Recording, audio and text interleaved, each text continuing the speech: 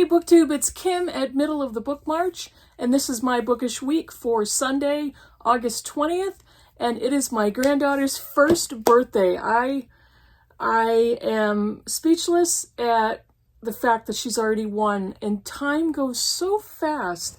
It sounds like such a cliche, but damn, I can't wrap my brain around it. It was like yesterday she was just born. But of course, it was like yesterday my daughters were just born, even the 32-year-old. So, she's such a joy and she makes me so happy. So we had her birthday party yesterday. I'm filming this on Saturday, so we haven't gone to the party yet. But I can't wait to see her, and I can't wait to see her with cupcakes. And my daughter has managed to not feed her sugar for the entire first year, which I think is awesome. And she did such a great job and feeding her nutritious foods and not introducing sugars and artificial stuff. And I thought, I told her, you did such a great job with that. With all of the pressure from people, and so many people would ask, well, can't she have a little ice cream? Or, oh, she can, but she's not going to. And so now today, yesterday, you guys get it, she would have had a little piece of cake, so I can't wait. Bookish week, pretty good bookish week. Still have some, life stuff happening, and it's all fine, and trying to simplify, trying to be present in the moments. And I just wanted to say a big thank you for everybody who responded to my last video with my channel changes and updates. There was so much encouragement and so much good thoughts and great comments, and I really appreciate all of that. So many people commented on, how they like to read, and they want to read whatever they want and mood read, and, there's so many things that are so important in life, and we just want to have the energy and the time to deal with everything we need to deal with and to have a good time reading. So thank you all so much who commented and sent me some encouragement and all of that. I really appreciate it. I really appreciate it more than you could possibly imagine. So thank you. Let me tell you about the books I finished last week and some other bookish thoughts. I finished my books for the BookTube Prize Finals in nonfiction. So I finished My Fourth Time We Drowned, Seeking Refuge on the World's Deadliest Migration Route by Sally Hayden. This is, Sally Hayden is an Irish author, and this is talking about the migration route from Africa, from Libya, to Italy, and the Mediterranean route that migrants take to try to find a better life. So I finished that one. And then I also finished Eating to Extinction, The World's Rarest Foods and Why We Need to Save Them, from Dan Saladino.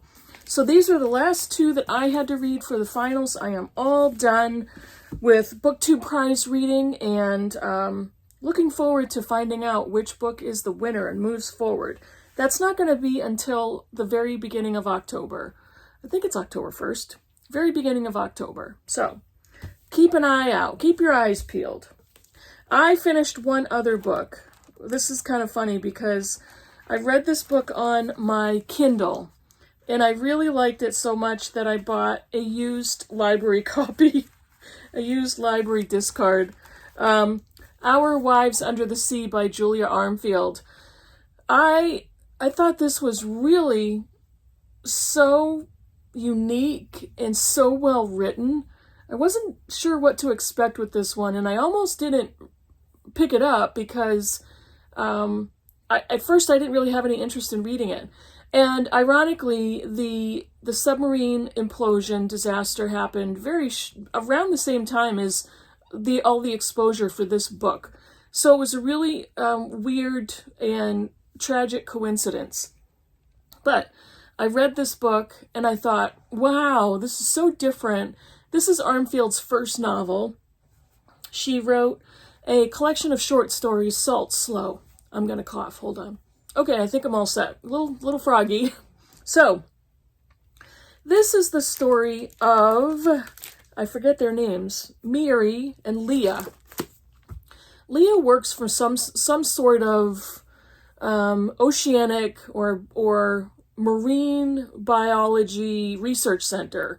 And she is one of 3 people who are going down into the deep sea in a submarine to do whatever, to observe, to do research. The goal is not really clear. And Mary is her wife, and the book is told in flashbacks and present time and perspectives from each of them. So we get each of their perspectives. There's some, I don't know if I would call it magical realism, but there's some stretch your imagination types of themes in the book. But ultimately what I pulled out of it is being married to someone that you cherish and watching them change drastically. What does that do to your relationship? What does that do for your love, with your love for that person? How do you come back from that? How do you bounce back from such a drastic 180 of a person? What do you do with your future going forward?